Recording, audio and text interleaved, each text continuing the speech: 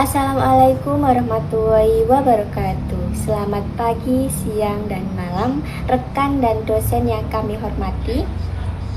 Kali ini kami dari kelompok 8 akan mempresentasikan materi yang sangat menarik dan krusial dalam dunia psikologi perkembangan, yaitu mengenai perkembangan tahapan kanak-kanak awal usia 2-6 tahun.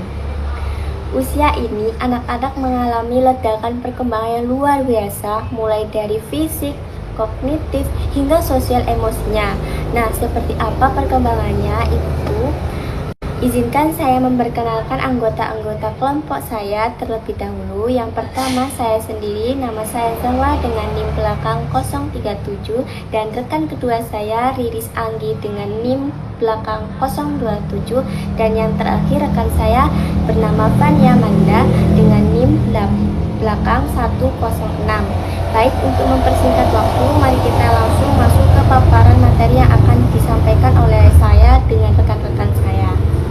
Sebelum kita membaca satu persatu materinya, mari kita lihat terlebih dahulu peta pembahasan atau agenda presentasi kita pada hari ini. Secara garis besar ada 7 poin utama yang akan kami paparkan. Yang pertama, kita akan melihat definisi perkembangan untuk menyamakan persepsi mengenai apa itu perkembangan pada anak-anak usia awal. Yang kedua, kita akan membahas karakteristik perkembangan khusus untuk anak usia 2 hingga 6 tahun dengan mengaitkan dengan domain perkembangan yaitu fisik, kognitif, dan sosial emosi. Dan yang ketiga, kami akan memaparkan beberapa teori yang relevan dari para ahli psikologi perkembangan yang mendasari fase ini. Yang keempat, kita juga akan membahas aspek stimulus, yaitu rangsangan apa saja yang dibutuhkan anak di masa golden age ini. Yang keenam, kita akan mengidentifikasi faktor-faktor apa saja yang mempengaruhi penghambatan perkembangan anak. Yang terakhir, yaitu penutupan dengan referensi yang kami dapatkan saat melakukan riset tentang perkembangan tahapan anak-anak awal. Baik teman-teman semua, mari kita bahas ke pembahasan pertama mengenai definisi perkembangan. Seringkali kita tuh mencampur adukan istilah perkembangan dan pertumbuhan, padahal secara teoritis itu kedua itu berbeda. Namun mereka tuh saling berkaitan atau saling melengkapi.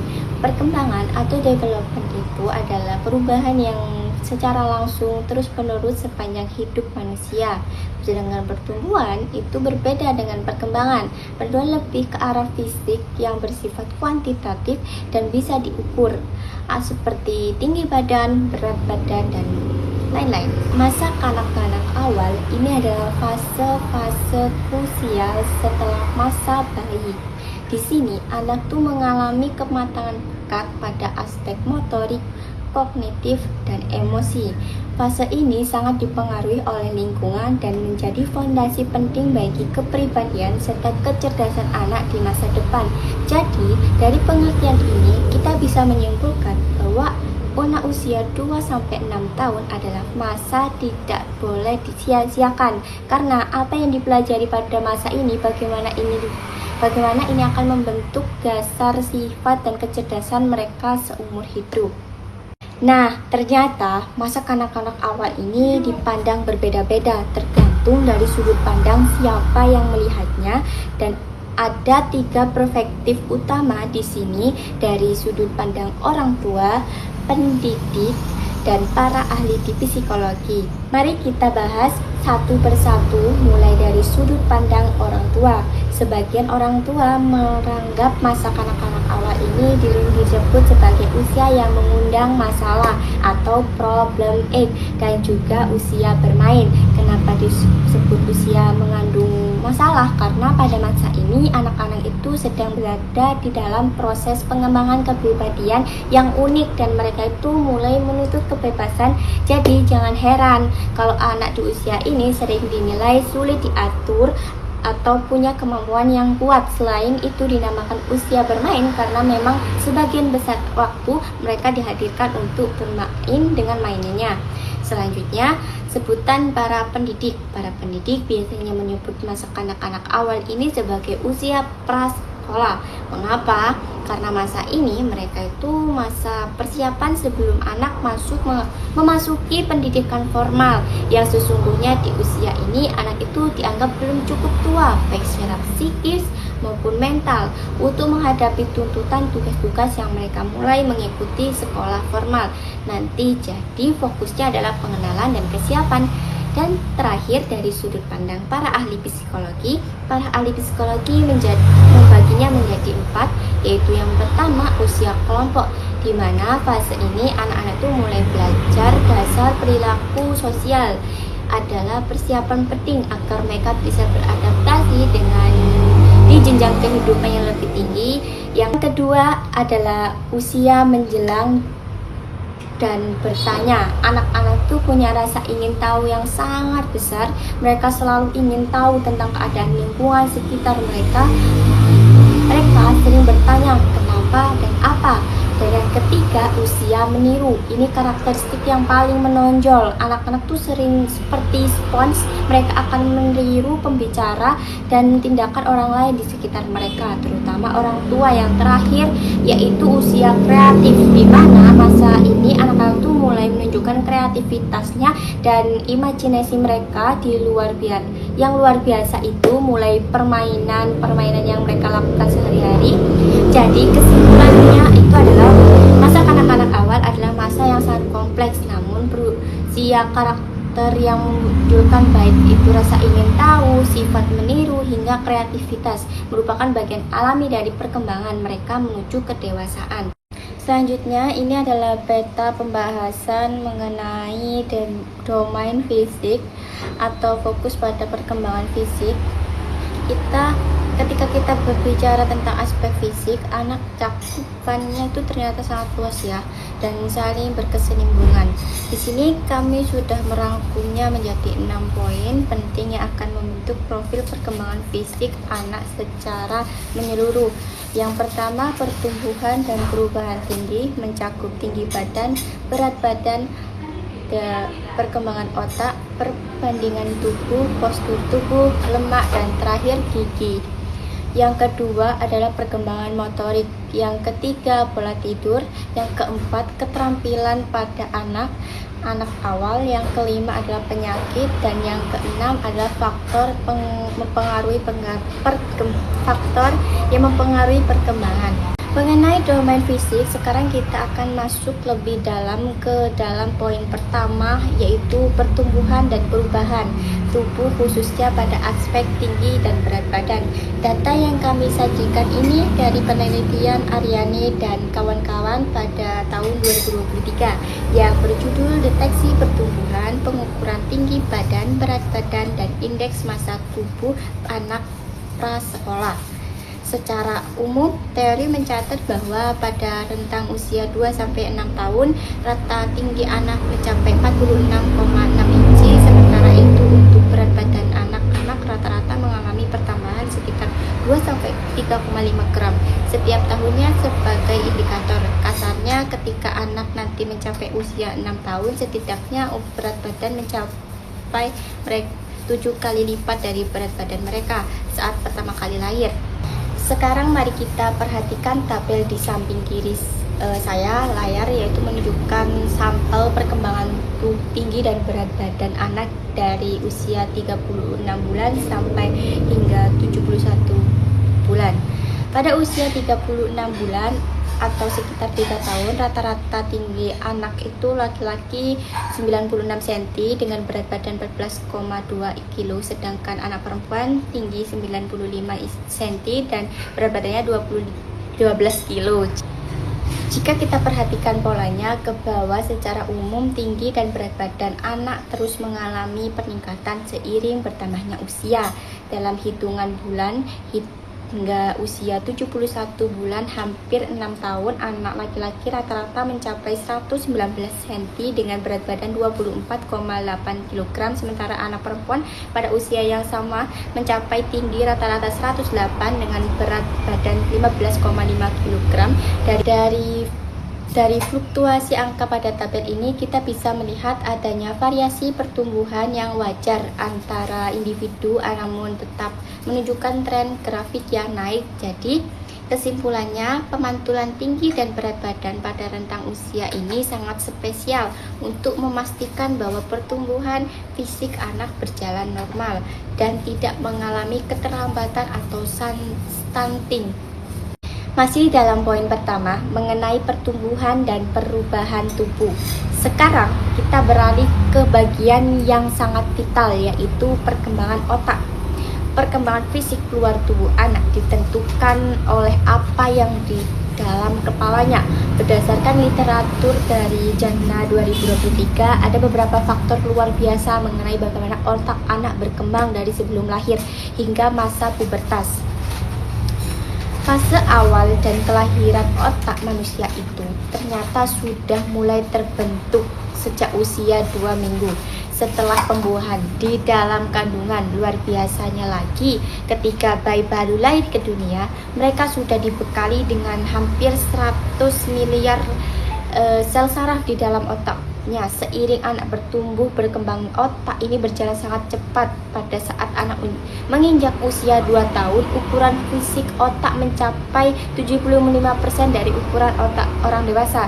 Jadi pertumbuhannya di awal tahun kehidupan itu memang sangat masif. Memasuki usia 3-6 tahun, bagian otak yang bernama lobus frontal mengalami perkembangan yang sangat pesat. Kalau teman-teman lihat pada gambar, layar lobus frontal ini adalah bagian otak bagian depan atau area di belakang dahi. Namun, fungsi otak bagian ini adalah untuk mendukung kemampuan anak dalam melakukan perencanaan dan pemusatan perhatian atau fokus. Selanjutnya, usia 6 tahun sampai masa pubertas, giliran dua area lain yang berkembang pesat, yaitu lobus temporal dan lobus parietal.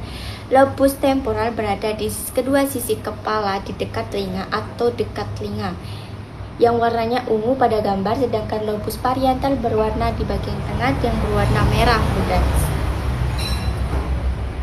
Perkembangan dua wilayah ini sangat potensial untuk mendukung perkembangan bahasa serta kemampuan spasial atau pemahaman ruang pada anak. Dari sini kita bisa memahami bahwa setiap tahapan usia berkorelasi langsung dengan bagian otak yang sedang aktif berkembang. Itulah mengapa stimulasi yang diberikan pada anak harus disesuaikan dengan usia mereka. Masih di dalam poin pertama mengenai pertumbuhan dan perubahan tubuh. Sekarang kita masuk ke bagian perbandingan tubuh. Kalau di awal kita sudah membahas angka-angka pertumbuhan berat dan tinggi badan, sekarang kita akan melihat bagaimana bentuk proporsi atau struktur tubuh anak itu berupa secara visual. Poin pertama yang bisa kita amati adalah perbandingan tubuh anak menjadi sangat berubah, sehingga apa yang dimaksud penampilan baik itu sudah tidak tampak lagi. Ciri utamanya bisa dilihat dari area kepala. Wajah anak tetap cenderung kecil, tetapi bagian dagu sekarang tampak lebih jelas dan leher mereka mulai memanjang. Selanjutnya, gumpalan-gumpalan lemak pada bagian tubuh berangsur-angsur berkurang. Tubuh anak ini cenderung berubah menyerupai bentuk kerucut. Tandanya ada apa? Perut anak mulai rata alias tidak buncit lagi seperti waktu bayi. Dadanya menjadi lebih bidang dan rata serta bagian bahu melebar, tampak lebih persegi. Terakhir, kita bisa lihat perkembangan pada anggota gerak mereka. Bagian lengan dan kaki tubuh menjadi lebih panjang serta lebih kurus jika dibandingkan dengan proporsi saat bayi. Sejalan dengan itu, ukuran tangan dan kaki mereka pun tumbuh menjadi lebih besar. Teman-teman bisa memperhatikan gambar ilustrasi di sebelah kiri layar di samping saya. Di sana terlihat jelas perbandingan proporsi tubuh manusia sejak baru lahir, usia 2 tahun, 6 tahun, 12 tahun hingga dewasa. Kita bisa melihat bahwa seiring bertambahnya usia, rasio ukuran kepala terhadap seluruh tubuh menjadi lebih seimbang dan proporsional. Masih dalam rangkaian poin pertama mengenai pertumbuhan dan perubahan tubuh. Sekarang mari kita beralih ke bagian postur tubuh. Jika dilihat, kita sudah melihat bagaimana proporsi tubuh anak berubah secara umum dari masa bayi hingga kita mengamati bahwa setiap anak sebenarnya mulai menunjukkan variasi bentuk atau tipe yang unik. Berbeda postur tubuh ini untuk pertama kali akan tampak sangat jelas justru pada masa kanak-kanak awal. Secara umum, postur pada tipe tubuh anak-anak pada masa kanak-kanak awal dapat kita golongkan menjadi 3 kelompok utama. Mari kita perhatikan bersama penjelasan beserta ilustrasi gambar di sebelah kiri layar saya. Pertama, ada tipe tubuh ektomorfik. Tipe ini merujuk pada anak secara fisik relatif kurus. Karakteristiknya, jaringan tubuhnya adalah memiliki jumlah jaringan otot dan jaringan lemak yang cenderung sedikit. Pada gambar ektomorfik ditunjuk oleh siluet tubuh yang paling kiri. Yang kedua, ada tipe mesomorfik. Tipe tubuh berotot. Tipe ini merujuk pada anak yang tampak kuat dan berotot. Berbeda dengan tipe sebelumnya, anak mesomorfik ini memiliki proporsi jaringan otot yang jauh lebih banyak dibandingkan dengan jaringan lemaknya. Di gambar, tipe ini berada di posisi tengah. Selanjutnya ada endomorfik, tipe tubuh gemuk. Tipe ini merujuk pada anak yang berbadan gemuk. Karakteristik utamanya adalah memiliki akumulasi jaringan lemak yang lebih banyak jika dibandingkan dengan jaringan ototnya. Teman-temannya bisa melihat visualisnya pada siluet tubuh paling kanan. Mengenali ketika tipe postur tubuh ini sangat penting bagi orang tua maupun pendidik agar kita tidak menyatakan kebutuhan nutrisi atau porsi aktivitas fisik setiap anak karena masing-masing tipe tubuh memiliki karakteristik perkembangannya sendiri. Masih di bawah payung poin pertama mengenai pertumbuhan dan perubahan tubuh, sekarang kita melangkah ke bagian lemak.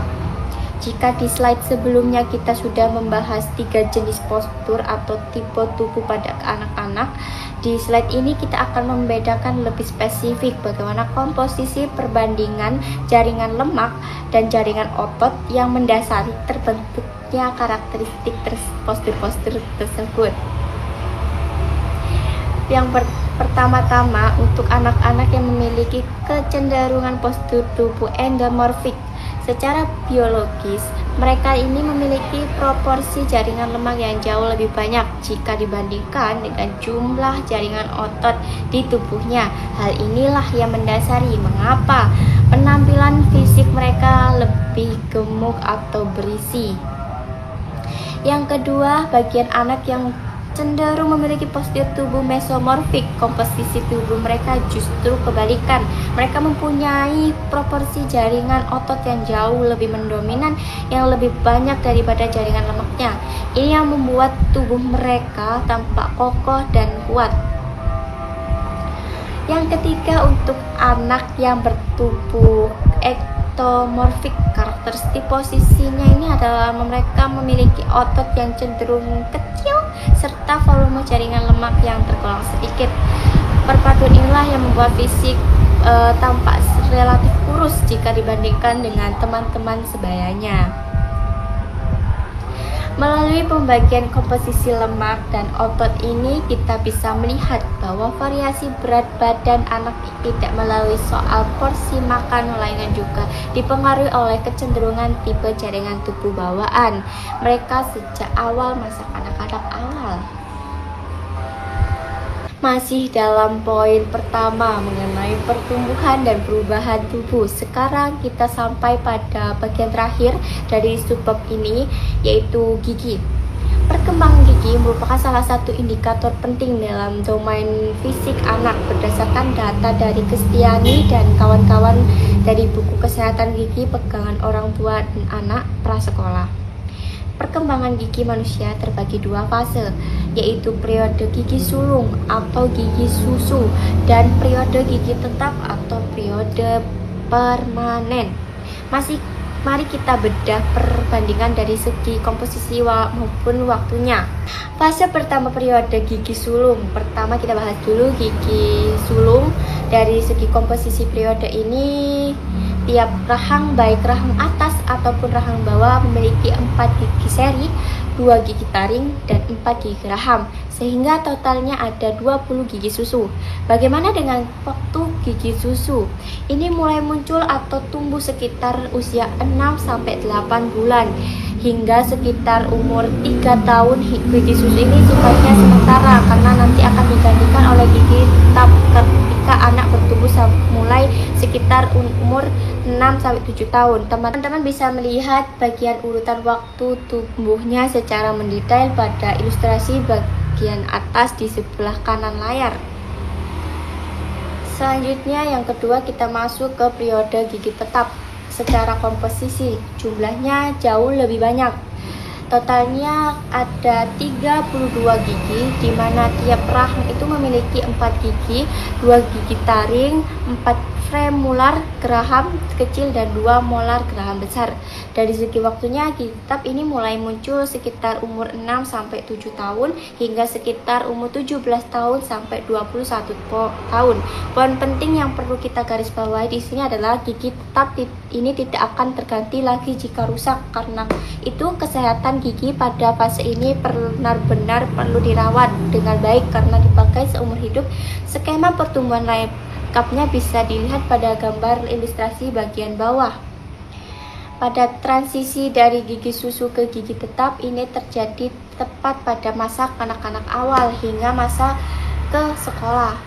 Hal ini menandai bahwa struktur pencernaan mekanik anak sudah mulai siap untuk mengonsumsi makanan yang lebih padat dan bervariasi seiring pertumbuhan fisik mereka. Sehingga selesainya pembahasan mengenai gigi ini, baik pula pembahasan kita untuk poin besar yang pertama, yaitu pertumbuhan gigi. Sekarang mari kita beralih ke poin besar yang kedua. Jika sebelumnya kita sudah menuntaskan pembahasan mengenai pertumbuhan dan perubahan bentuk fisik luar tubuh anak, sekarang kita masuk ke poin besar yang kedua, yaitu perkembangan motorik. Pada bagian ini kita fokus membahas 2 pilar utama saja ya, yaitu motorik kasar dan motorik halus. Mari kita pahami dulu perbedaan mendasar dari kedua jenis gerakan ini. Pertama, gerakan motorik kasar adalah gerakan anggota badan secara utuh dan keseluruhan gerakan jenisnya ini sangat membutuhkan peran dan kekuatan dari otot-otot besar pada tubuh anak. Yang kedua, gerakan motorik halus seperti yang dimaksud pada poin berikutnya di layar adalah gerakan anggota tubuh yang melibatkan otot-otot yang lebih kecil dan menuntut ketelitian lebih detail. Secara umum, seiring bertambahnya usia anak, kemampuan motorik kasar halus mereka akan terus berkembang pesat. Gerakan yang awalnya hanya berupa gerakan dasar yang sederhana, lama-kelamaan akan berubah menjadi gerakan yang sangat jauh lebih terkoordinasi dan kompleks. Sekarang mari kita perhatikan tabel di layar untuk melihat bagaimana contoh konkret perkembangan kedua motorik ini dari usia 2-6 tahun. Pada masa awal usia 2-3 tahun, motorik kasar anak ditunjukkan dengan kemampuan melompat depan ke belakang, 1 langkah melempar ke bola ke atas atau ke depan, serta berjalan jinjit perlahan. Sementara halusnya baru sebatas memegang mainan melipat kertas sesuai instruksi meskipun belum rapi, serta membuat coretan garis di kertas. Usia 4-5 tahun, kemampuan ketangkasan anak semakin matang. Motorik kasarnya kini sudah bisa melempar sekaligus menangkap bola, melompat dengan 1 kaki dan melakukan lompat jauh. Untuk motorik halusnya, anak sudah mulai mandiri dalam memakai dan melepas pakaian, mencuci serta mengeringkan pakaian hingga berkreasi membuat bentuk bintang menggunakan tanah liat. Usia 5-6 tahun memasuki usia prasekolah akhir. Gerakan anak menjadi sangat terkoordinasi. Mereka sudah terampil menggunakan kedua tangan serta secara bersamaan, mampu meniru gerakan senam, bahkan berdiri dengan satu kaki selama 6 detik mereka mampu. Motorik halusnya pun sudah sangat detail, seperti mahir menggambar, menulis, menggunting, serta secara rapi sesuai pola hingga mengikat tali sepatu sendiri. Melalui data tahapan ini, kita menyimpulkan bahwa melatih fisik anak bukan hanya soal membuat gerakan bergerak aktif, melainkan juga melatih presisi dan koordinasi otot kecil mereka melalui aktivitas sehari-hari. Setelah kita membedah pertumbuhan fisik, perkembangan motorik, kini kita masuk ke poin besar ketiga yang tidak kalah krusial bagi pertumbuhan, yaitu pola tidur. Tidur bukan sekedar fase istirahat biasa, melainkan masa di mana tubuh anak melakukan restorasi energi yang memproduksi hormon pertumbuhan. Berdasarkan data Solikan yang Prianto tahun 2025, ada dua aspek utama yang perlu kita perhatikan: durasi tidur dan gangguan tidur. Yang pertama, kita lihat segi durasi tidur anak yang berada pada usia prasekolah, yaitu rentang 3-6 tahun. Idealnya membutuhkan waktu tidur sebanyak 11 atau 12 sampai 12 jam per durasi. Yang cukup ini sangat penting agar fungsi kognitif dan fisik mereka dapat berkembang secara optimal keesokan harinya. Yang kedua, kita membahas mengenai gangguan tidur. Apakah sebenarnya gangguan tidur itu? Gangguan tidur diartikan sebagai ketidakseimbangan durasi, kualitas, atau waktu tidur yang dapat mempengaruhi gaya hidup serta kondisi psikologis anak. Salah satu pemicu utama gangguan ini adalah di era modern ini adalah penggunaan gadget secara berlebihan. Paparan layar yang berlebihan kita hanya menyebabkan gangguan penglihatan dan pendengaran, tetapi juga merusak pola tidur alami anak. Secara sains, tidur anak itu terbagi menjadi fase NREM dan REM. Fase REM ditandai dengan adanya gerakan mata cepat, aktivitas otak yang meningkat, autonomi otot yang melemah, serta yang berlangsung sekitar 1 hingga 5 menit. Untuk menjaga agar siklus tidur ini tidak rusak, American Academy of Pediatrics memberikan rekomendasi tugas terkait screen time atau batas menatap layar. Yang pertama, bagi anak berusia di atas 2 tahun, batas maksimal penggunaan layar adalah 2 jam per hari, sedangkan bagi anak usia 18 hingga 24 bulan menggunakan gadget sama sekali tidak disarankan. Jadi, menjaga pola tidur saat prasekolah membutuhkan ketegasan kita dalam membatasi paparan teknologi digital. Kualitas tidur yang baik di masa kini akan menentukan kualitas kesehatan fisik dan mental mereka di masa depan. Kita berlanjut ke poin besar yang keempat dalam perkembangan fisik, yaitu keterampilan pada kanak-kanak awal. Jika pada poin motorik sebelumnya kita melihat tahapan perkembangan otot secara umum, di slide ini kita akan melihat bagaimana otot tersebut diaplikasikan ke dalam keterampilannya tak sehari-hari. Keterampilan ini terbagi menjadi 3 aspek penting. Yang pertama, kita bahas keterampilan tangan. Berdasarkan catatan perkembangan, kemajuan terbesar anak dalam keterampilan berpakaian terjadi pada rentang usia 1,5 sampai 3,5 tahun. Begitu memasuki usia taman kanak-kanak, kemandirian anak semakin terlihat. Mereka biasanya sudah bisa mandi dan berpakaian sendiri, mengikat tali sepatu sendiri, hingga menyisir rambut mereka dengan sedikit bantuan atau bahkan tidak ada bantuan sama sekali.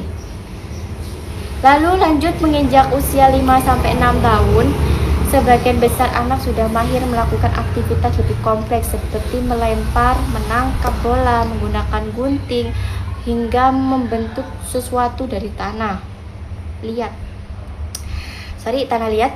Kedua ada keterampilan kaki. Pada aspek ini fokusnya adalah mobilitas dan ketegasan tubuh pada bawah saat anak berada di usia 3-4 tahun. Mereka biasanya sudah bisa menaiki sepeda roda 3. Di fase ini pula kemampuan berenang mereka sudah bisa dipelajari oleh anak selanjutnya. Ketika mereka mencapai usia 5-6 tahun, anak akan belajar untuk menguasai gerakan yang lebih dinamis seperti melompat, berlari dengan cepat. Ketiga, aspek yang sangat unik yaitu pemilihan penggunaan tangan. Perlu kita ketahui bahwa awal masa kanak-kanak merupakan periode penting pembentukan preferensi tangan. Di masa inilah anak mulai memilih di mana tangan yang dominan dan tangan mana yang akan menjadi pembantunya. Teori ini juga menyarankan bahwa dalam proses pengajaran sebaiknya kita fokus stimulus tangan yang dominan tersebut. Mengapa? Karena realitasnya hanya sedikit tugas atau aktivitas sehari-hari yang memerlukan peran yang benar-benar sama rata dari kedua belah tangan. Sebuah keterampilan tangan dan kaki muncul di fase prasekolah ini merupakan fondasi utama bagi kemandirian fisik anak sebelum mereka menghadapi aktivitas sekolah yang lebih padat di masa berikutnya. Setelah kita mempelajari berbagai tahapan pertumbuhan keterampilan fisik yang normal dan ideal pada anak, sekarang kita harus mengalih perhatian kita ke sisi kewaspadaan, yaitu poin kelima, permasalahan pada anak-anak awal. Salah satu isu kesehatan yang sedang marak dan menjadi tantangan besar saat ini adalah penyakit yang berkaitan dengan obesitas. Masalah ini kami angkat salah satu dengan merujuk pada sebuah penelitian dari jurnal Medika Majapahit oleh Hani Rizka Arianti yang meneliti hubungan obesitas pada anak usia prasekolah. Mari kita bedah mengapa masa ini harus diwaspadai.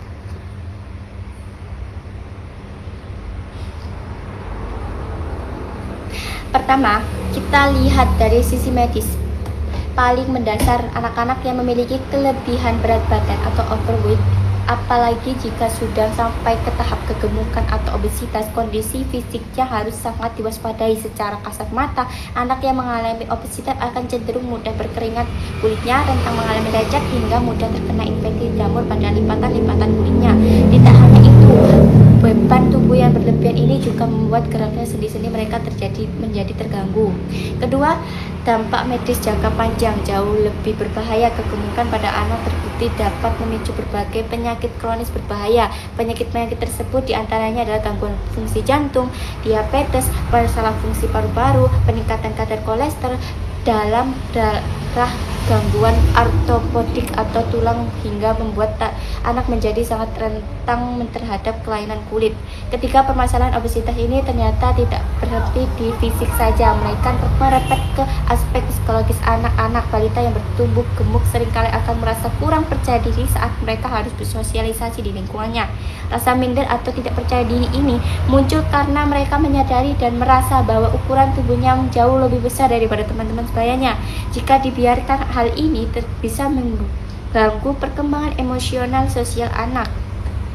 Obesitas pada anak prasekolah bukanlah tanda bahwa anak tersebut lucu atau makmur, melainkan sebuah alarm kesehatan yang nyata. Diperlukan pola asuh, pengaturan nutrisi, serta aktivitas fisik yang tegar agar anak terhindar dari dampak medis maupun psikologis yang merugikan untuk masa depannya. Masih di bawah poin besar kelima, mengenai permasalahan pada kanak-kanak awal. Setelah kita membahas ancaman kelebihan berat badan atau obesitas, kita akan membedah sisi sebaliknya yang tidak kalah mengkhawatirkan, yaitu penyakit yang berkaitan dengan stunting. Topik ini menjadi salah satu fokus kesehatan nasional yang sangat serius. Materi yang kami sajikan ini diperkuat oleh sebuah artikel literatur review ilmiah karya Yusran Has dan Ristikes Nani Hasanuddin Makassar yang membahas peta gambar stunting di Indonesia. Mari kita pelajari bersama apa itu stunting, penyebabnya, serta dampak jangka panjang. Yang pertama, apa itu stunting? Stunting merupakan bentuk kegagalan pertumbuhan. Kegagalan ini terjadi akibat akumulasi ketidakcukupan nutrisi yang berlangsung dalam jangka waktu yang lama. Bahkan proses ini sudah dimulai sejak masa di dalam kandungan. Yang kedua, apa penyebab yang terjadinya stunting? Faktor penyebab Terjadinya stunting ini disebabkan oleh masalah multidimensi. Artinya, tidak ada penyebab tunggal stunting ini dipicu oleh kombinasi gizi buruk, faktor kondisi rumah tangga, serta pola pengasuh yang kurang baik terhadap anak. Yang ketiga, hal yang paling krusial untuk kita pahami adalah dampak stunting itu sendiri. Stunting tidak hanya membuat fisik anak itu lebih pendek, tetapi membawa dampak yang jauh lebih mendalam, diantaranya menghambat kognitif dan motorik dalam anak, mengalami kehambatan nyata dalam perkembangan fungsi kognitif atau kecerdasan, serta kemampuan motoriknya. Hambatan perkembangan ini pada akhirnya akan sangat mempengaruhi produktivitas mereka ketika mereka beranjak dewasa nanti. Yaitu yang kedua adalah risiko penyakit tidak menular. Selain menurunkan produktivitas, anak mengalami statistikal juga memiliki risiko yang jauh lebih besar, yaitu untuk menderita penyakit tidak menular. Ketika dewasa nanti, beberapa contoh penyakit antara lain adalah diabetes, obesitas, hingga penyakit jantung. Kesimpulan dari stunting ini adalah masalah investasi masa depan bangsa. Efek domino yang ditimbulkan tidak hanya merugikan fisik anak, melainkan memotong potensi kecerdasan dan kesehatan mereka di masa depan. Oleh karena itu, intervensi gizi sejak dini dan edukasi pengasuhan rumah tangga menjadi kunci utama untuk memutuskan rantai stunting ini. Efek domino yang ditimbulkan tidak hanya merugikan fisik anak di masa depan. Karena itu, intervensi gizi sejak dini dan edukasi pengasuhan rumah tangga menjadi kunci utama untuk memutuskan rantai stunting ini. Kita lanjut ke poin permasalahan ketiga yang berada dalam subbab kelima pada poin ini, yaitu mengenai penyakit kecelakaan. Meskipun judulnya poin tersebut penyakit, materi utama di saat ini mengulas tentang kecelakaan atau celaka yang tidak disengaja menjadi ancaman fisik nyata bagi balita. Ancaman terhadap domain fisik anak tidak hanya datang dari tubuh seperti obesitas ataupun stunting, melainkan juga dari faktor eksternal lingkungan berupa cedera fisik. Pembahasan ini didukung oleh artikel jurnal penelitian kesehatan Suara Forikes karya Suryamatna yang setiawan tahun 2020 yang meneliti tentang intervensi pencegahan cedera pada balita. Mari kita bahas mengapa isu keselamatan itu sangat krusial. Pertama, kita harus menyadari bahwa cedera tidak disengaja merupakan masalah global. Kasus ini bukan hal sepele karena telah menjadi salah satu penyebab utama kesakitan serta kematian bagi anak balita di berbagai belahan dunia. Karena itu, penelitian yang dirujuk pada saat ini sengaja bertujuan untuk mengidentifikasi apa saja pengaruh dari berbagai intervensi yang ada demi menjaga cedera pada anak usia di bawah 5 tahun. Yang kedua, apa saja bentuk kecelakaan yang paling sering mengancam fisik anak? Berdasarkan data, penyebab utama cedera meliputi kecelakaan berkendaraan bermotor, tenggelam, keracunan, luka bakar, dan insiden jatuh. Yang ketiga, kabar baiknya adalah masalah ini bisa kita minimalisir. Penjagaan dalam dapat dilakukan melalui beberapa tindakan strategis, antara lain memodifikasi rumah, misalnya dengan memasang alat pelindung di area berbahaya seperti tangga atau stop kontak. Meningkatkan pengawasan, memastikan anak selalu berada dalam jangkauan pandangan orang tua. Edukasi bagi pengasuh, memberikan pemahaman kepada orang tua atau babysitter mengenai pertolongan pertama dan manajemen risiko. Mengajarkan aturan keselamatan, membiasakan anak sejak dini untuk mengetahui hal-hal yang boleh dan tidak boleh dilakukan demi keamanan mereka. Pemanfaatan teknologi, salah satu dengan menggunakan aplikasi khusus yang dirancang untuk memantau atau mengedukasi keselamatan anak. Kesimpulannya, menjaga perkembangan fisik anak prasekolah tidak hanya sebatas memberikan mereka makan bergizi, tetapi juga tentang bagaimana kita menciptakan lingkungan yang aman bagi mereka, karena satu kelalaian kecil dalam keselamatan dapat berdampak fatal bagi masa depan fisik si kecil. Kita mengupas tuntas mulai dari tahapan pertumbuhan, perkembangan, motorik, pola tidur, hingga berbagai risiko permasalahan fisik pada anak-anak. Sekarang kita masuk ke poin besar, yaitu faktor yang mempengaruhi perkembangan. Di bagian domain fisik ini, kita akan melihat apa saja faktor di balik layar yang mengontrol dan mengarahkan proses tumbuh kembang tersebut. Kita awali dari faktor yang paling mendasar, yaitu faktor genetik. Faktor genetik atau faktor keturunan ini memiliki peran yang sangat besar dalam pembentukan cetak biru atau blueprint tumbuh kembang seorang anak. Bisa dikatakan faktor bawaan berupa DNA yang diwariskan dari orang tua ini menjadi fondasi dan dasar utama yang menentukan bagaimana karakter fisik anak itu nanti. Lalu, apa saja contoh konkret dari pengaruh genetik ini? Warisan biologi ini akan menentukan banyak aspek pada fisik anak, mulai dari aspek terukur seperti tinggi badan, proporsi tubuh, hingga fitur-fitur spesifik seperti warna mata, tekstur rambut, karakteristik fisik lainnya. Meskipun gambar ilustrasi di sebelah ini menunjukkan proses pengukuran tinggi badan anak, kita perlu ingat bahwa tinggi badan tersebut tidak muncul begitu saja, melainkan ada faktor potensi genetik dari orang tua yang mendasarinya.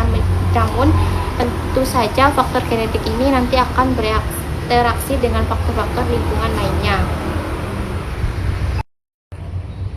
Masih dalam poin besar ke-6 dan terakhir mengenai faktor yang mempengaruhi perkembangan.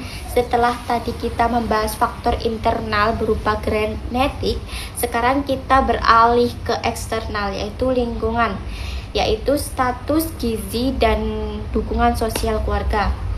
Pembahasan ini didukung oleh artikel ilmiah dari Holistic Journal Kesehatan yang meneliti pengaruh gizi dan dukungan keluarga pada anak usia 2-6 tahun. Mari kita bedah bagaimana asupan nutrisi dan lingkungan sosial yang membentuk fisik anak secara mendalam. Yang pertama, dari sisi status gizi yang baik dan seimbang secara langsung akan mendukung perkembangan optimal seorang anak. Sebaliknya, apabila derajat kesehatan anak itu rendah dan mereka mengalami gizi buruk, hal tersebut akan berdampak sangat negatif pada pertumbuhan dan perkembangan motorik halus mereka. Yang kedua, mari kita dari fakta klinis terjadi di dalam tempurung kepala anak. Kekurangan gizi kronis atau malnutrisi ternyata berdampak ngeri pada perubahan struktur dan fungsi perkembangan otak. Anak perubahan tersebut meliputi menurunnya jumlah myelin atau lapisan yang berlindung saraf, berkurangnya dendrit kontrikal di dalam medula spinalis atau sumsum tulang belakang, meningkatnya jumlah mitokondria di dalam sel-sel neuron dan saraf serta terjadinya reduksi atau penyusutan pada sinapsis neurotransmitter. Karena semua komponen sel tersebut berkaitan dengan erat dengan mekanisme gerakan motorik, maka tidak heran jika anak kekurangan gizi akan mengalami keterlambatan dalam kemampuan fisik dan gerakan. Ketiga, faktor pendukung yang tidak kalah penting adalah dukungan sosial keluarga atau pola asuh dalam mengasah tumbuh kembang. Dukungan ini dapat diwujudkan secara nyata melalui pemberian rangsangan atau stimulus tumbuh kembang yang konsisten. Ingat, pemberian stimulus ini tanggung jawab bersama, tidak hanya beban orang tua saja, melainkan juga harus didukung oleh semua orang di lingkungan rumah dan terlibat dan memiliki frekuensi yang lebih sering bertemu dengan anak tersebut. Kesimpulannya, faktor genetik yang dibahas sebelumnya hanya sebuah potensi tercapainya atau tidaknya potensi fisik tersebut sangat tergantung pada status gizi yang masuk ke tubuh anak serta beberapa baik stimulus yang diberikan oleh keluarga terdekat. Dengan selesainya pembahasan mengenai status gizi dan dukungan keluarga ini, maka tuntaskanlah sudah keseluruhan pemekaran saya mengenai domain fisik pada perkembangan anak. Selanjutnya, untuk pemaparan domain yang kognitif dan sosial emosi akan dipaparkan oleh rekan-rekan saya. Terima kasih. Akan menjelaskan mengenai domain kognitif pada anak usia dini. Domain kognitif merupakan aspek perkembangan yang berkaitan dengan kemampuan berpikir, memahami, mengingat, memecahkan masalah, serta perkembangan bahasa pada anak. Pada masa kanak-kanak awal, yaitu usia 2-6 tahun, perkembangan kognitif berlangsung sangat cepat. Anak mulai mengenali lingkungan, memahami simbol, belajar berbicara, serta mulai memiliki rasa ingin tahu yang tinggi terhadap berbagai hal di sekitarnya. Oleh karena itu, stimulasi dan lingkungan sangat berpengaruh terhadap perkembangan kognitif anak. Selanjutnya, teori Jen biasa tentang tahap praoperasional pada anak usia 2-7 tahun. Pada tahap ini, anak mulai mampu menggunakan kata-kata, gambar, dan imajinasi untuk memahami dunia di sekitarnya. Tetapi, cara berpikirnya masih belum logis secara sempurna dan masih egosentris atau sulit memahami sudut pandang orang lain. Tahap ini dibagi menjadi 2 bagian. Pertama, fungsi simbolik, usia 2-4 tahun, di mana anak mulai bisa mempergunakan simbol dan bermain imajinatif, seperti menganggap boneka sebagai bayi. Yang kedua, pemikiran intuitif. Pemikiran intuitif ini di usia 4-7 tahun. Pada tahap ini anak mulai berpikir lebih logis dan rasa ingin tahunya meningkat. Tetapi mereka belum mampu menjelaskan alasan dari pemikirannya secara jelas. Jadi, tahap praoperasional menunjukkan bahwa kemampuan berpikir anak berkembang melalui simbol, bahasa, dan imajinasi, walaupun logika anak masih terbatas. Ciri-ciri pemikiran praoperasional. Yang pertama, memakai simbol. Ciri-ciri pemikiran praoperasional. Yang pertama, memakai simbol. Anak kontak sensori motor dengan orang, objek, atau peristiwa serta membayangkan orang ataupun objek mempunyai sifat asli. Contoh, anak-anak memakai kardus sebagai mobil-mobilan atau sendok dijadikan sebagai mikrofon saat bermain peran. Lalu ada memahami identitas. Anak menguasai bahwa perubahan di permukaan tidak menggantikan karakter asli sesuatu. Contoh, anak mengenali bahwa teman yang memakai topi tetap menjadi orang yang sama, meskipun tampilannya berubah. Lalu, pemahaman sebab akibat. Memahami peristiwa memiliki sebab dan akibat. Contoh, anak tahu kalau tombol lampu ditekan, lampu jadi menyala.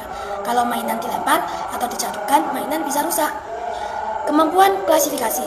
Keahlian anak untuk mengorganisasikan benda, orang, serta peristiwa ke dalam hal yang bermakna. Contoh, mengelompokkan semua buah yang berwarna merah ke dalam satu keranjang atau menata mainan berdasarkan jenis. Lalu, menguasai angka. Keahlian anak untuk menghitung dan bekerja dengan angka. Contoh, anak bisa menghitung 1-10 saat bermain atau membagikan 3 kue kepada 3 teman dengan 1 kue ke tiap teman. Kemudian ada empati. Keahlian anak untuk mulai lebih bisa membayangkan apa yang dialami oleh orang lain. Contoh, ketika melihat temannya menangis, anak menawarkan boneka atau berkata, "Udah ya, jangan sedih." Teori pikiran. Anak dapat melaksanakan kegiatan mental serta fungsi pikiran.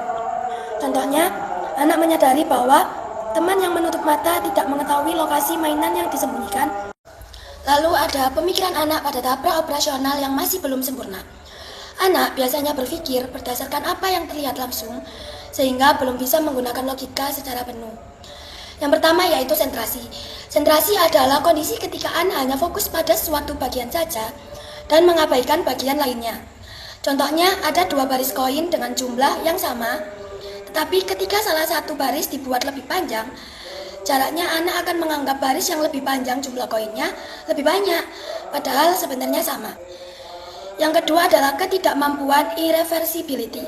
Artinya anak belum memahami bahwa sesuatu bisa dikembalikan ke bentuk atau keadaan seperti semula. Contohnya ketika seorang anak melihat kertas dilipat menjadi bagian yang kecil, ia mengira ukuran kertasnya berubah atau berkurang. Anak belum memahami bahwa jika dibuka kembali bentuknya akan sama seperti semula. Yang ketiga adalah penalaran produktif. Pada tahap ini, anak sering langsung menebak atau berpindah ke pemikiran lain tanpa mengambil kesimpulan yang logis. Contohnya saat hujan turun lalu listrik mati. Anak bisa berpikir bahwa hujanlah yang menyebabkan mati lampu, walaupun belum tentu begitu. Jadi, pada tahap praoperasional, cara berpikir anak masih terbatas dan belum sepenuhnya logis karena mereka masih memahami sesuatu berdasarkan apa yang terlihat secara langsung. Yang keempat yaitu egosentrisme. Egosentrisme adalah keadaan ketika anak merasa bahwa orang lain melihat, berpikir, dan merasakan sesuatu yang sama terhadap sudut pandangnya. Contohnya, Saat anak menonton televisi lalu berdiri di depan layar, ia merasa orang lain tetap bisa melihat TV seperti dirinya. Yang kelima adalah ketidakmampuan membedakan kenyataan dan penampilan. Anak sering bingung antara apa yang terlihat dengan kenyataan sebenarnya. Contohnya, ketika seseorang memakai kostum monster, anak bisa benar-benar takut karena mengira orang itu monster sungguhan, padahal hanya memakai pakaian atau topeng. Dan yang terakhir yaitu animisme. Animisme adalah kepercayaan anak bahwa benda mati memiliki perasaan atau kehidupan seperti manusia. Contohnya, anak berkata pada bonekanya, "Bonekaku sedih," atau "Matahari mengikuti aku." Anak menganggap benda mati bisa hidup dan menganggap benda itu adalah sesuatu yang bisa merasakannya. Jadi, pada tahap operasional, imajinasi anak berkembang sangat baik, tetapi cara berpikir mereka masih dipengaruhi oleh apa yang mereka lihat dan rasakan sendiri. Selanjutnya ada perkembangan bahasa menurut Piaget pada tahap praoperasional. Usia 0-6 tahun merupakan masa perkembangan anak yang sangat cepat, termasuk dalam kemampuan bahasa dan cara berpikir. Pada masa ini, anak mulai belajar berbicara, memahami kata, dan menggunakan bahasa untuk berkomunikasi dengan orang lain.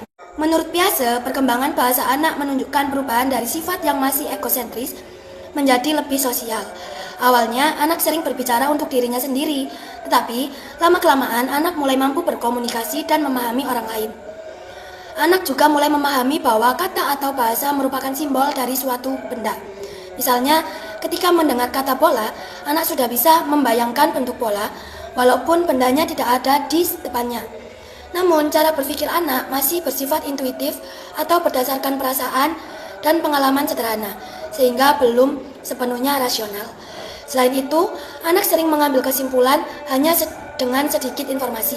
Anak juga sering menemukan jawaban secara tiba-tiba atau disebut dengan momen aha, yaitu saat anak mendadak memahami solusi dari suatu masalah. Selanjutnya ada aspek-aspek perkembangan bahasa pada anak menurut Piaget. Yang pertama yaitu kosakata pada masa perkembangan. Jumlah kata yang dimiliki anak berkembang sangat cepat melalui interaksi dengan keluarga dan lingkungan. Contohnya, anak yang sering diajak berbicara akan lebih cepat mengenal kata seperti makan, minum, atau bermain. Yang kedua adalah sintaksis. Sintaksis merupakan kemampuan anak menyusun kata menjadi kalimat sederhana dengan meniru cara bicara orang dewasa. Contohnya, anak mulai bisa mengatakan "aku mau susu" atau "ibu pergi kerja". Yang ketiga yaitu semantik. Semantik adalah kemampuan anak memahami dan menyampaikan makna kata dengan tepat. Contohnya, anak sudah tahu perbedaan kata panas dan dingin, lalu menggunakannya sesuai keadaan. Yang keempat adalah fonem. Fonem berkaitan dengan kemampuan anak mengucapkan bunyi atau kata dengan jelas.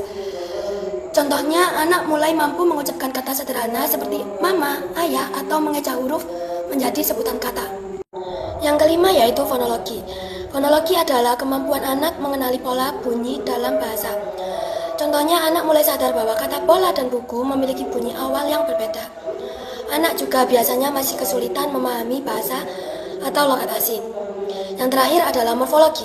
Morfologi merupakan kemampuan anak untuk memahami pembentukan kata dan susunan kalimat. Contohnya, anak mulai belajar menggunakan kata imbuhan seperti makan menjadi dimakan, main menjadi bermain. Jadi, perkembangan bahasa anak berkembang bertahap, mulai dari mengenal kata, memahami bunyi, hingga mampu menyusun kalimat sederhana untuk berkomunikasi. Teori sosiokultural menurut Vygotsky.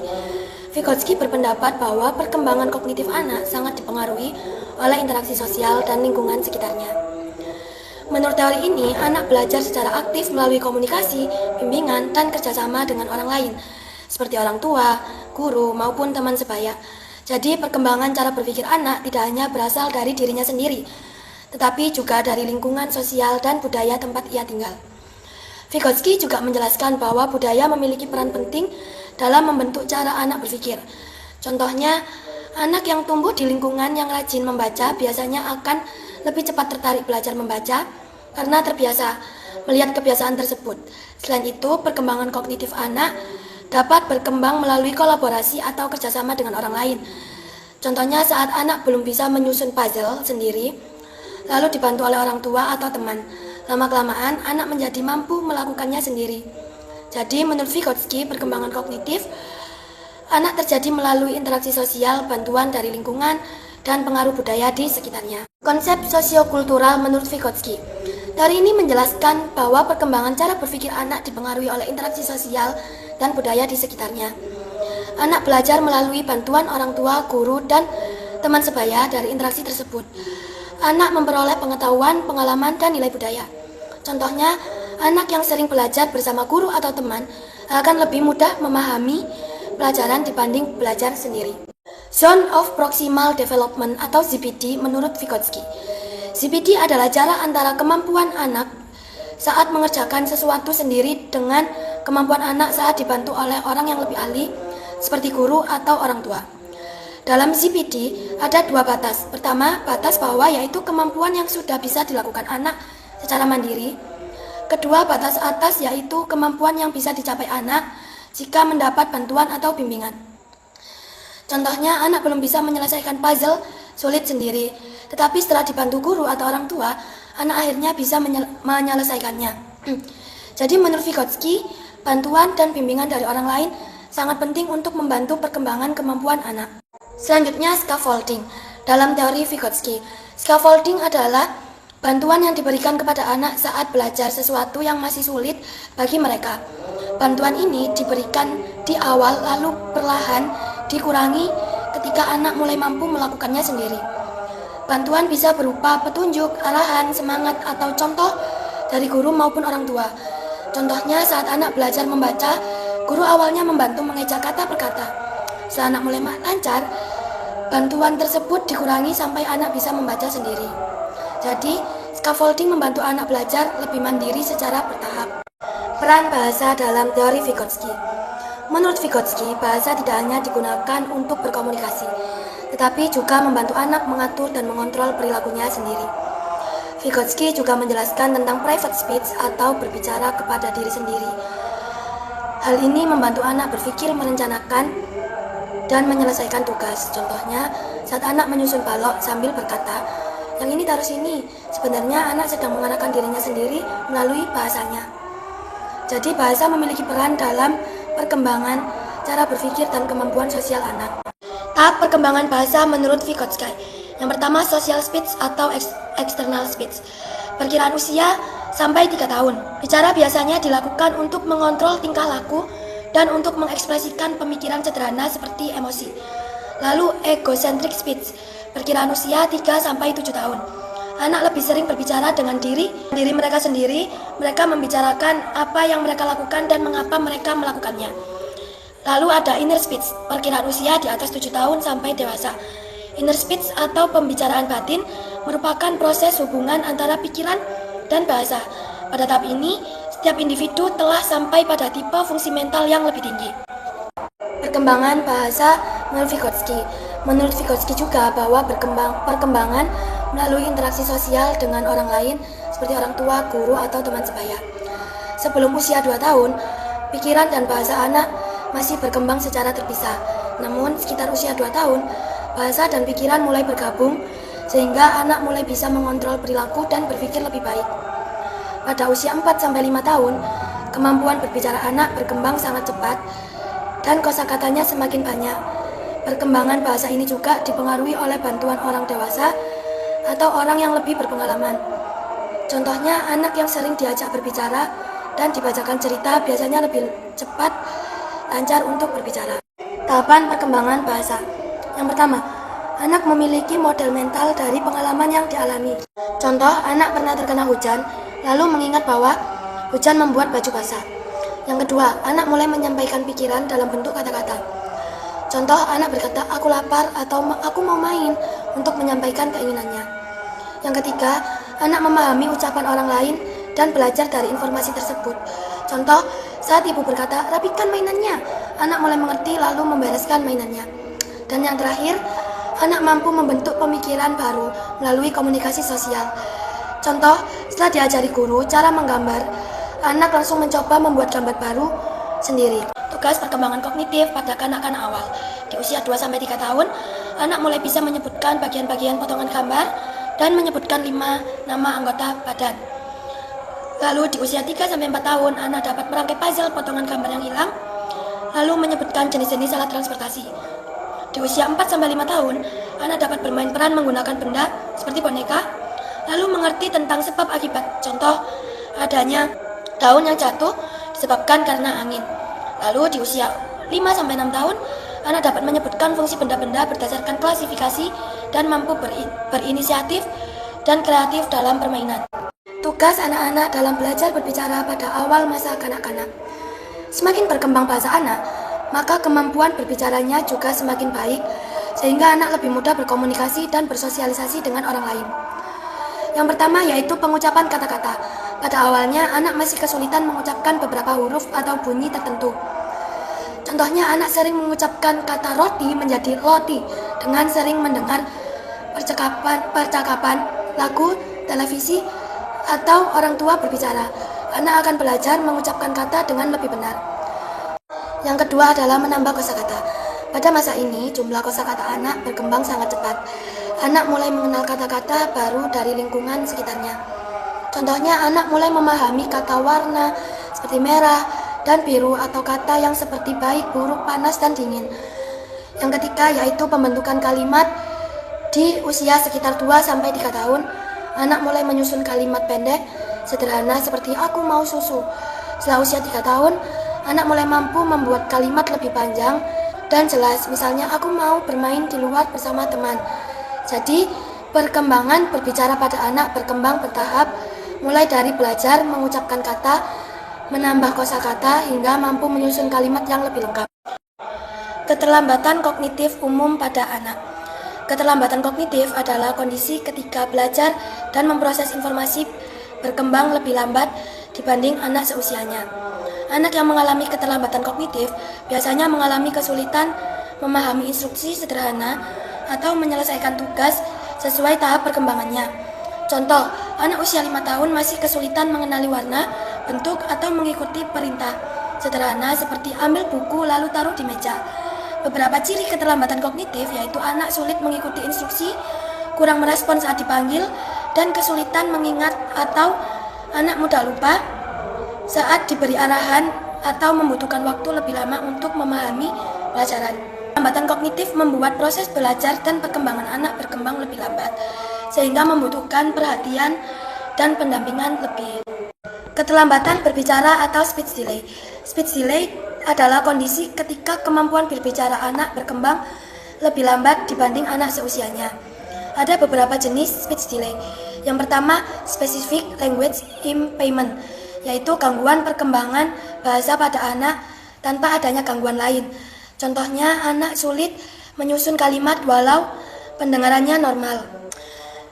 Yang kedua, speech and language expressive disorder, yaitu gangguan dalam mengekspresikan kata atau berbicara. Contohnya, anak memahami ucapan orang lain tetapi sulit menjawab dengan kata-kata.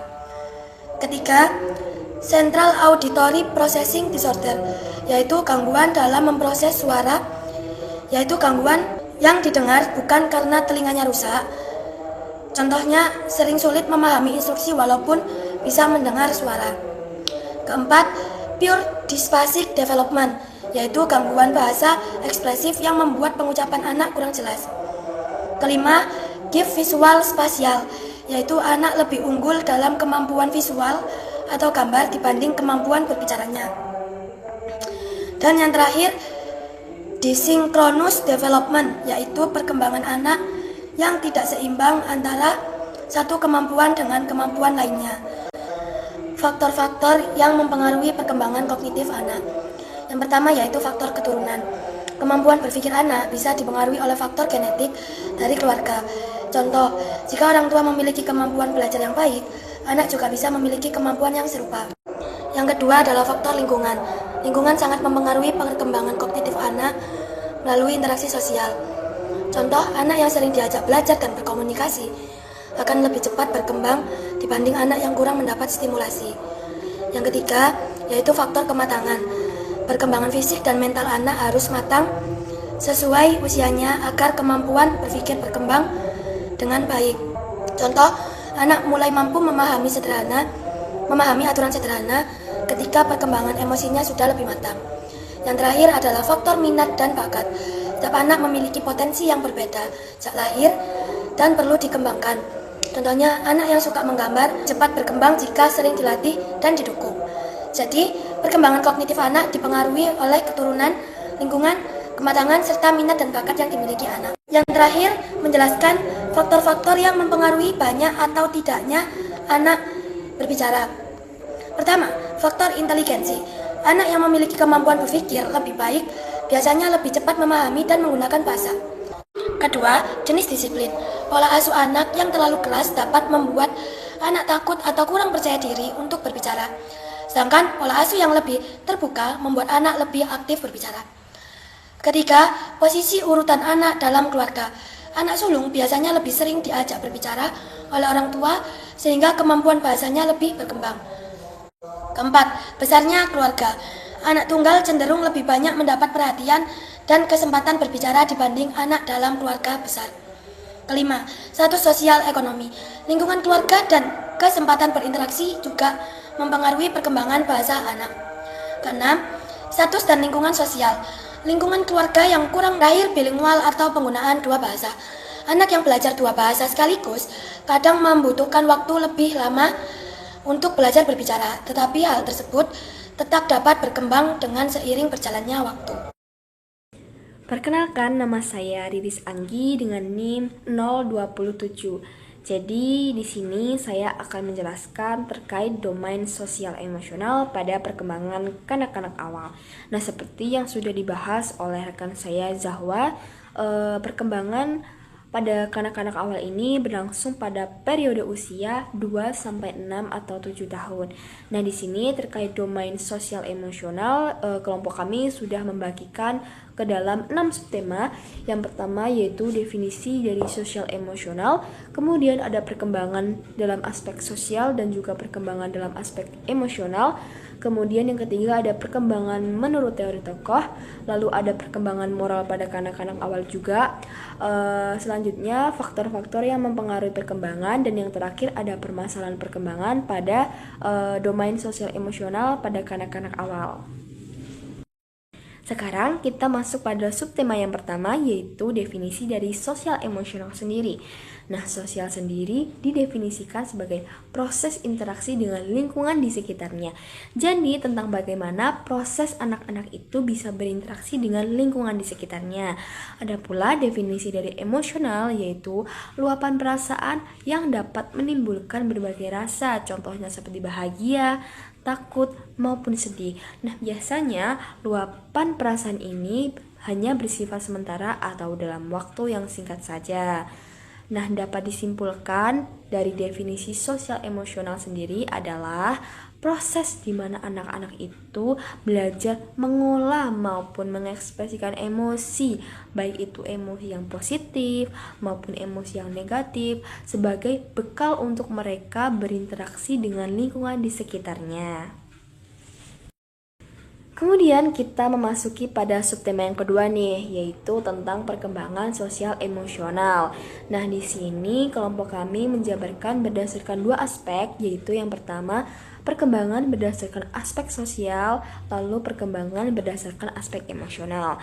Nah, pada slide ini kelompok kami menjabarkan tentang perkembangan berdasarkan aspek emosional. Terdapat dua poin, yaitu tahapan emosi dan juga macam-macam emosi itu sendiri.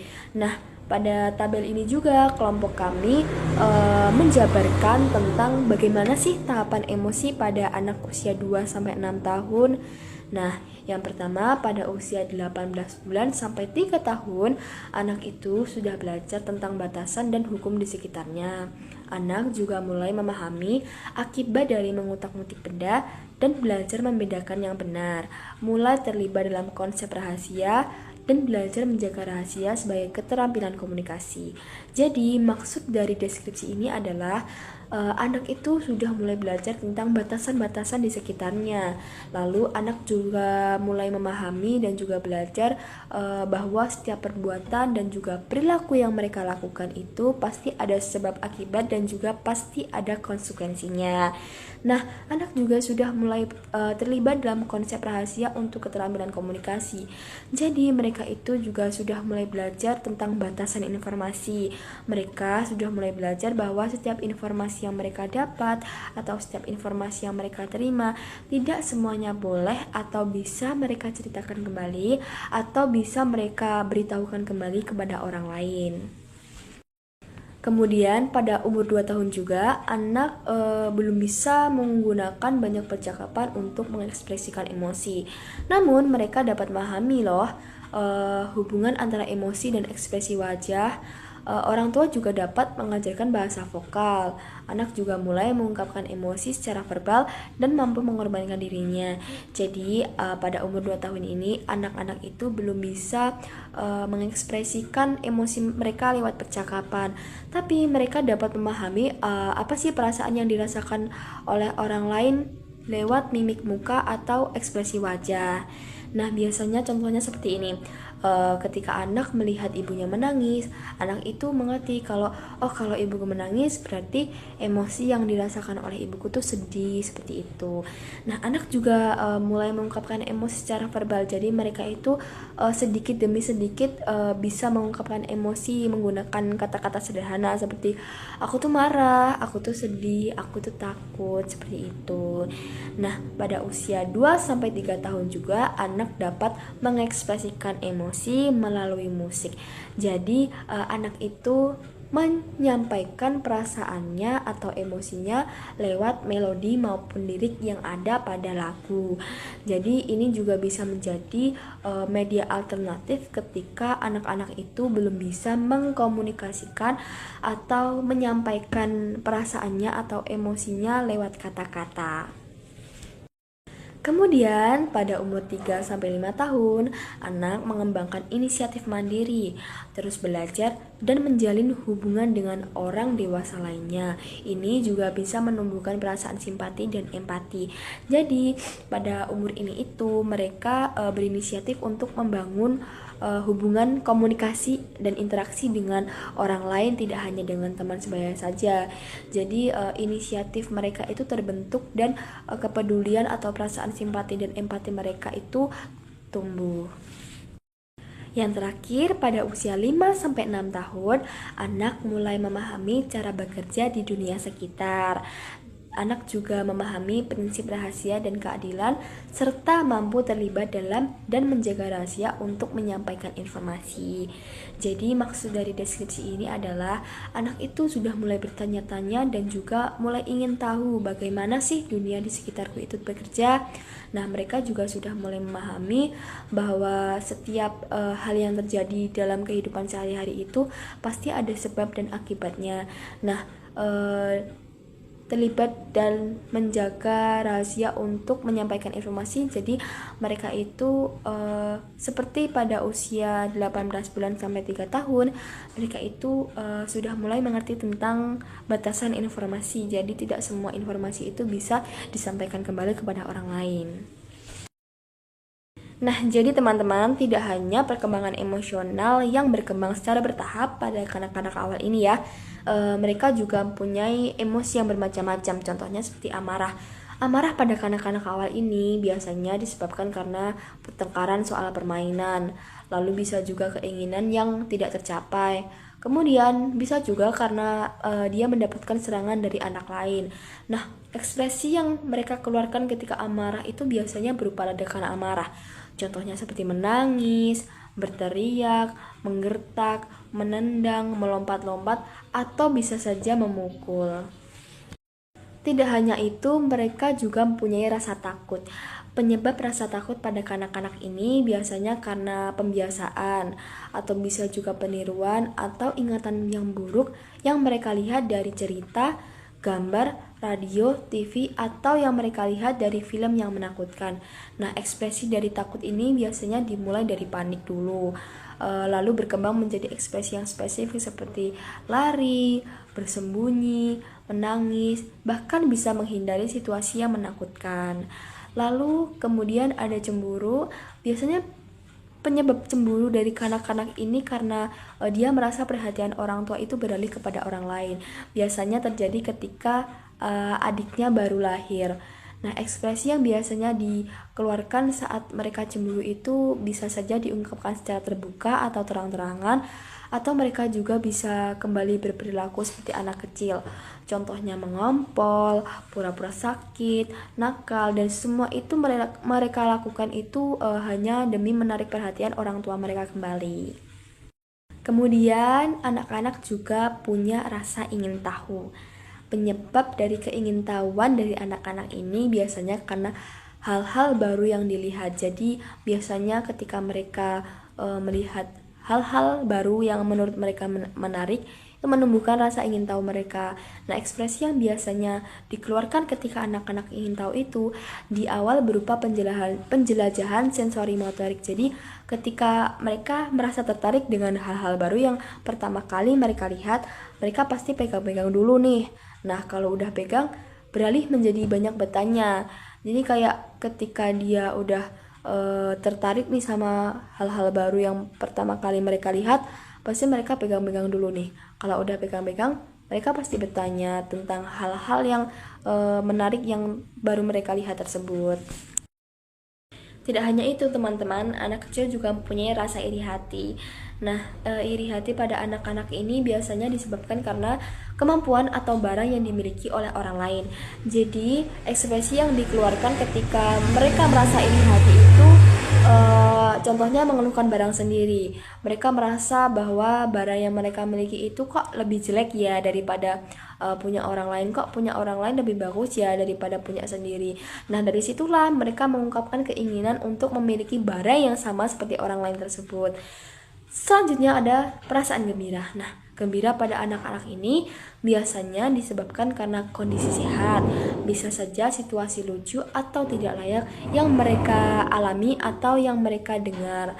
Nah, ekspresi yang mereka munculkan ketika mereka gembira adalah bisa saja tersenyum, tertawa, bertepuk tangan, melompat-lompat, atau memeluk benda atau orang yang mereka sukai.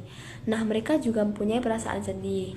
Jadi, penyebab sedih pada anak-anak ini biasanya karena kehilangan sesuatu yang dicintai atau dianggap penting. Jadi, mereka itu merasa kehilangan sesuatu yang menurut mereka itu menjadi favorit mereka. Contohnya seperti orang, binatang, benda mati, seperti mainan. Nah, ekspresi yang mereka keluarkan ketika mereka sedih itu seperti menangis, kehilangan minat terhadap aktivitas normal sehari-hari, termasuk mogok makan. Nah, yang terakhir ada perasaan kasih sayang. Nah, kasih sayang pada anak-anak ini biasanya disebabkan karena mereka belajar mencintai orang, binatang, atau benda yang menyenangkan bagi mereka. Nah, ekspresi kasih sayang yang biasanya mereka tunjukkan itu seperti diungkapkan secara lisan atau secara terbuka saat mereka sudah besar. Sedangkan saat masih kecil biasanya setelah membahas tentang perkembangan berdasarkan aspek emosional, sekarang kita beralih membahas perkembangan berdasarkan aspek sosial. Nah, di sini juga ada tahapan sosial pada usia 4-5 tahun, anak sudah menunjukkan sikap mandiri dalam memilih kegiatan. Jadi, mereka sudah mulai bisa memutuskan tentang permainan apa yang ingin mereka ikuti.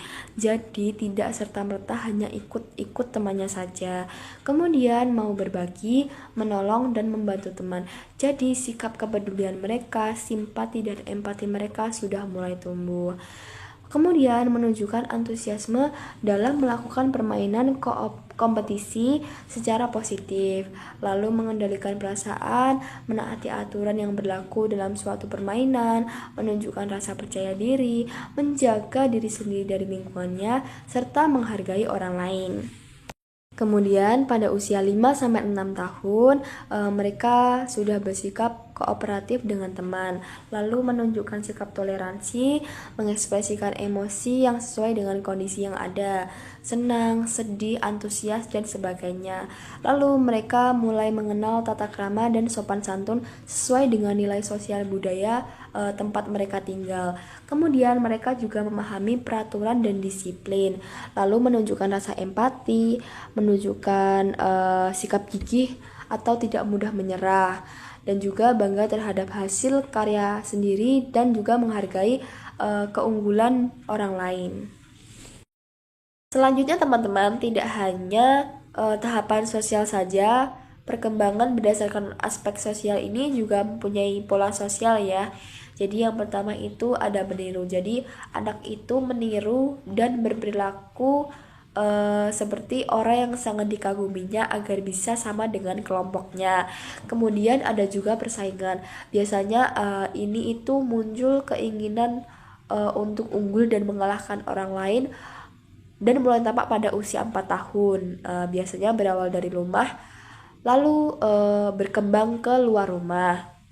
Selanjutnya ada kerjasama, bermain kooperatif, dan kegiatan kelompok mulai berkembang pada akhir tahun ketiga sehingga meningkatnya kesempatan bermain dengan anak lain. Kemudian muncul juga simpati, biasanya membutuhkan pengertian akan perasaan orang lain. Nah, kadang muncul sebelum usia 3 tahun dan akan berkembang lebih cepat jika kontak bermain semakin banyak. Kemudian mereka juga mempunyai empati. Selain memahami perasaan orang lain, mereka juga empati mereka menuntut untuk kemampuan membayangkan diri sendiri di posisi orang lain. Hal ini relatif hanya bisa dilakukan oleh sedikit anak sampai awal masa kanak-kanak berakhir. Jadi empati mereka itu menuntut tentang kalau aku di posisi mereka, aku tuh gimana ya, seperti itu. Kemudian ada pula dukungan sosial. Biasanya menjelang akhir masa kanak-kanak, dukungan teman sebaya menjadi lebih penting daripada persetujuan orang dewasa. Anak menganggap perilaku nakal atau mengganggu sebagai cara mencari dukungan teman. Kemudian yang terakhir, membagi atau berbagi. Jadi anak mulai belajar membagi miliknya, contohnya seperti makanan atau mainan demi mendapat persetujuan sosial. Sifat mementingkan diri sendiri lambat laun akan berubah menjadi murah hati. Hubungan erat yang awalnya hanya memberikan kasih sayang pada orang tua atau objek kesayangannya saja mulai dialihkan kepada orang yang ada di luar rumah, contohnya seperti teman sebayanya. Kemudian tidak hanya ada pola sosial saja, di sini juga ada kebalikannya, yaitu pola tidak sosial. Terdapat macam-macam jenis dari pola tidak sosial. Yang pertama yaitu negativisme, di mana anak ini melawan otoritas dari orang dewasa. Biasanya puncaknya pada usia 3-4 tahun dan lambat laun akan menurun. Dari perlawanan fisik berubah menjadi perlawanan verbal atau pura-pura tidak mendengar atau tidak mengerti. Kemudian ada agresif. Nah, perilaku agresif ini menyerang atau perilaku menyerang ini meningkat pada usia 2-4 tahun dan lambat laun juga akan menurun. Dari serangan fisik akan digantikan menjadi serangan verbal seperti memaki ataupun menyalahkan. Kemudian ada perilaku berkuasa. Ini dimulai pada sekitar usia 3 tahun dan meningkat seiringnya banyak kontak sosial yang dilakukan oleh anak. Nah, di sini anak perempuan itu biasanya cenderung lebih dominan merajai daripada anak laki-laki. Kemudian ada memikirkan diri sendiri. Karena kehidupan sosialnya masih terbatas di rumah, jadi anak ini sering memikirkan dirinya sendiri. Tapi perilaku ini berkurang seiring meluasnya lingkungan pergaulan mereka. Kemudian ada mementingkan diri sendiri atau sifat egosentris. Jadi sifat egosentris ini lambat laun juga akan digantikan oleh minat kepada orang lain. Tergantung pada seberapa banyak anak ini melakukan kontak di luar rumah dan keinginan untuk diterima oleh teman sebayanya. Kemudian ada merusak. Merusak ini merupakan suatu luapan ledakan amarah yang disertai tindakan merusak benda-benda di sekitarnya, baik itu benda-benda miliknya sendiri maupun milik orang lain. Nah, semakin hebat ledakan amarahnya nih, semakin luas juga kerusakan yang terjadi. Kemudian ada pertentangan seks. Sampai usia 4 tahun, anak laki-laki dan juga perempuan ini masih bermain bersama dengan baik.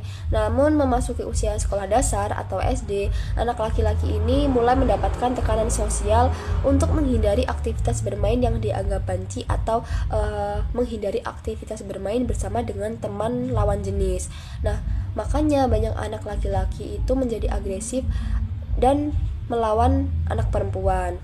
Kemudian ada prasangka. Jadi anak prasekolah ini lebih suka bermain dengan teman dari ras yang sama, meski jarang menolak ras lain.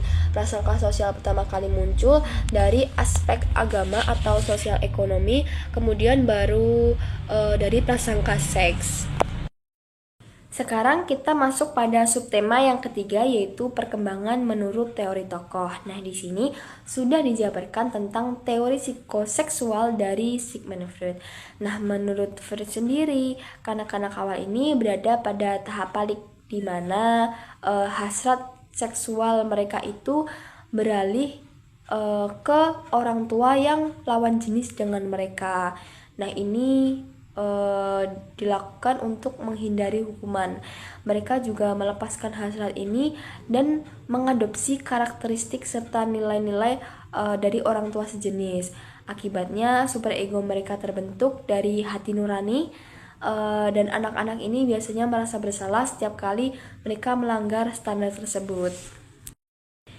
Nah, pada teori psikoseksual Sigmund Freud ini, beliau juga menekankan bahwa cara seseorang mengelola dorongan seksual itu sangat menentukan perkembangan kepribadian seseorang di masa depan. Nah, menurut Freud sendiri, dorongan seksual pada kanak-kanak itu biasanya dimulai dari tahap oral ke anal lalu ke genital. Nah, setiap tahapan itu juga orang tua berperan untuk menemukan keseimbangan antara kelebihan dan juga kekurangan pada kebutuhan anak, sehingga hasil keseimbangan itu dapat menghasilkan orang dewasa yang matang secara seksual dan juga stabil dalam kehidupan keluarga. Nah, teori psikoseksual Sigmund Freud ini penting untuk kita pahami karena dapat menyoroti pengaruh hubungan antara orang tua dan juga anak pada masa awal. Namun, teori psikoseksual dari Sigmund Freud ini juga mendapatkan kritikan karena satu, terlalu banyak tekanan peran motivasi seksual.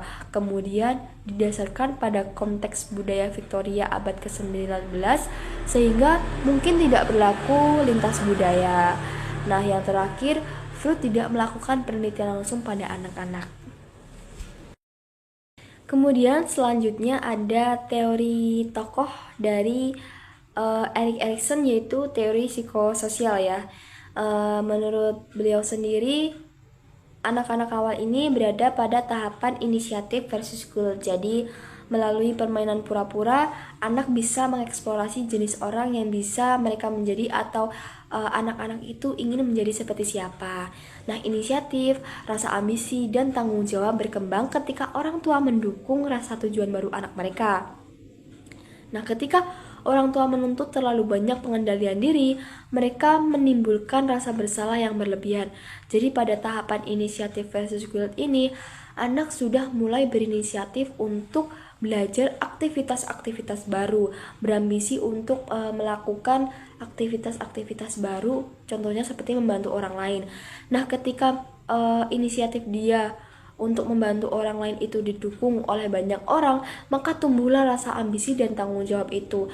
Namun ketika keinginan dia untuk membantu orang lain itu banyak dikritik orang lain,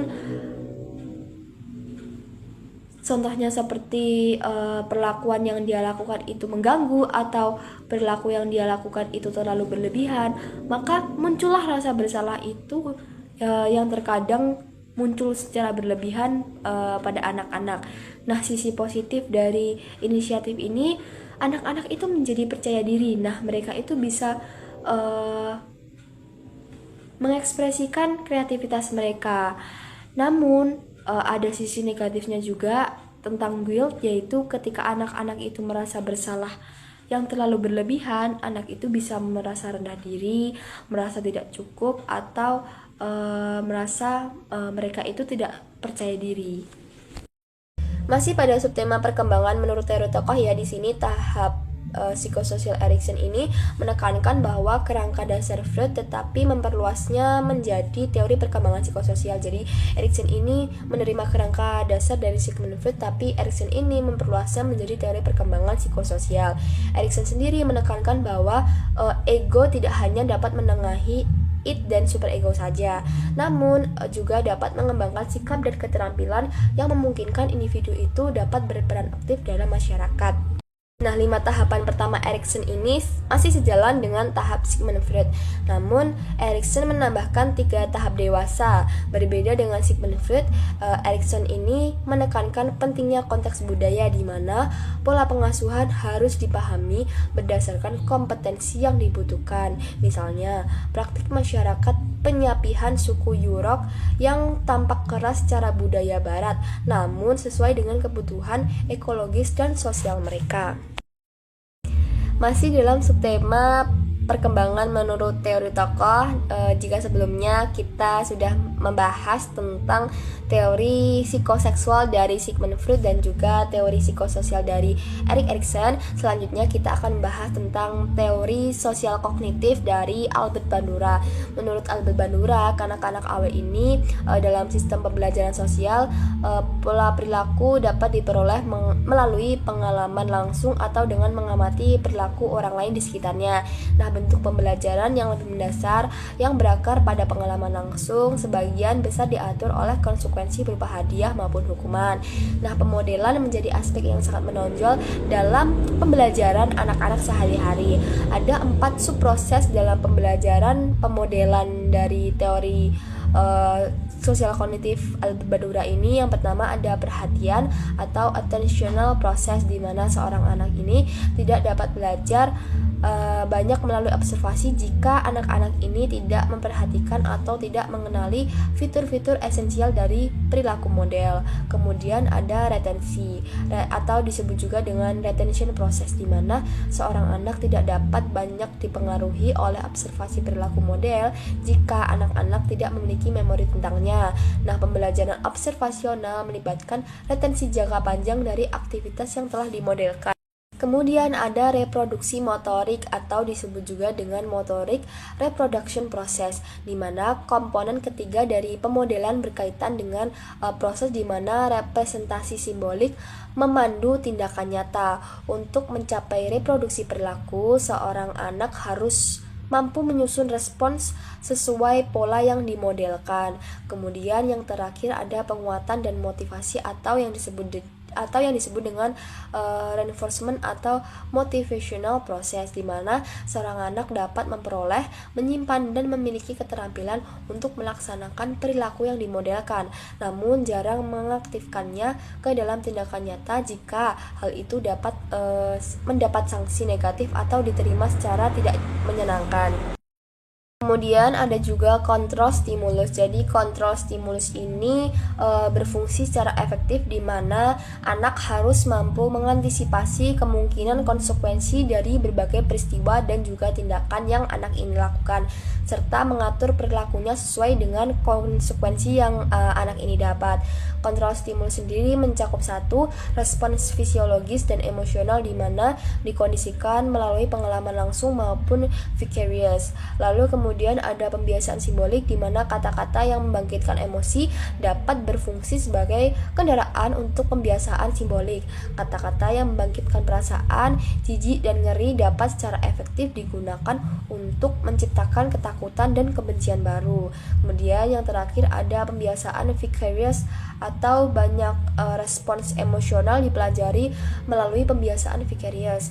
Nah, respons emosional orang lain yang disampaikan melalui ekspresi vokal, wajah, dan postur dapat membangkitkan reaksi emosional yang kuat pada anak-anak. Nah, dalam pandangan pembelajaran sosial, fungsi psikologis melibatkan interaksi timbal balik yang berkelanjutan antara perilaku dan kondisi yang mengendalikannya. Nah, perilaku sebagian menciptakan lingkungan, dan lingkungan yang dihasilkan pada gilirannya mempengaruhi perilaku. Dalam proses kausal dua arah ini, lingkungan sama-sama dapat dipengaruhi oleh perilaku yang dikontrolnya. Sekarang kita masuk pada subtema yang keempat, yaitu perkembangan moral pada kanak-kanak awal. Nah, pembentukan moral ini penting untuk dibentuk sejak dini karena menjadi fondasi utama dalam pembentukan karakter anak di masa depan. Nah, pada perkembangan moral ini kelompok kami menjabarkan berdasarkan 2 teori tokoh, yaitu teori Piaget dan juga teori Kohlberg. Nah, menurut Piaget sendiri, masa kanak-kanak ini perkembangan moralnya didominasi oleh moralitas paksaan. Jadi apapun yang mereka lakukan, apapun yang mereka perbuat itu berdasarkan paksaan, bukan berasal dari inisiatif sendiri atau berdasarkan dari kemampuan mereka sendiri. Nah, pada fase ini juga benar atau salahnya suatu perbuatan itu hanya dinilai berdasarkan akibat fisik atau hukuman yang diterima. Jadi nilai yang mereka dapatkan dari perbuatan yang telah mereka lakukan itu hanya diukur dari apa ya dampaknya yang aku dapat kalau aku udah melakukan perbuatan tersebut, atau apa ya hukuman yang akan aku terima kalau aku sudah melakukan sebuah perbuatan. Nah, selanjutnya ada teori Kohlberg. Kohlberg ini memperluas dari teori Peirce pada tingkat moralitas prakonvensional menjadi 2 tahapan. Yang pertama, berorientasi pada kepatuhan, di mana benar salahnya tindakan ini dinilai dari dampaknya terhadap fisiknya atau hukuman. Tahap kedua yaitu berorientasi pada harapan sosial, di mana anak ini menyesuaikan diri demi mendapatkan pujian. Sekarang kita masuki subtema yang kelima, yaitu faktor-faktor yang dapat mempengaruhi perkembangan sosial emosional pada kanak-kanak awal. Di sini yang pertama ada faktor keluarga. Keterlibatan orang tua itu sangat penting terhadap pembentukan perilaku sosial anak. Nah, artinya sosial emosional anak itu terbentuk dari kebiasaan yang sering terjadi atau yang sering ia lihat di keluarganya, karena anak-anak awal ini merupakan fase mengcopy atau mereka itu belajar dari meniru apa yang mereka lihat dari lingkungan sekitarnya. Oleh karena itu, pengaruh orang tua itu secara signifikan dapat berpengaruh terhadap pembentukan perilaku sosial anak. Nah, faktor keluarga ini sendiri meliputi pola asuh orang tua, lalu pendidikan orang tua, dan yang terakhir ada jumlah saudara. Faktor keluarga yang pertama yaitu pola asuh orang tua. Nah, pola asuh orang tua itu apa sih? Pola asuh orang tua adalah tentang bagaimana orang tua itu mendidik anak, mendisiplinkan anak, memperlakukan anak, mengarahkan anak, dan melindungi anak dalam mencapai proses kedewasaan mereka. Nah, macam-macam dari pola asuh sendiri ada. Yang pertama, pola asuh otoriter. Pola asuh otoriter ini adalah pola asuh yang seimbang antara kasih sayang dan juga kedisiplinan.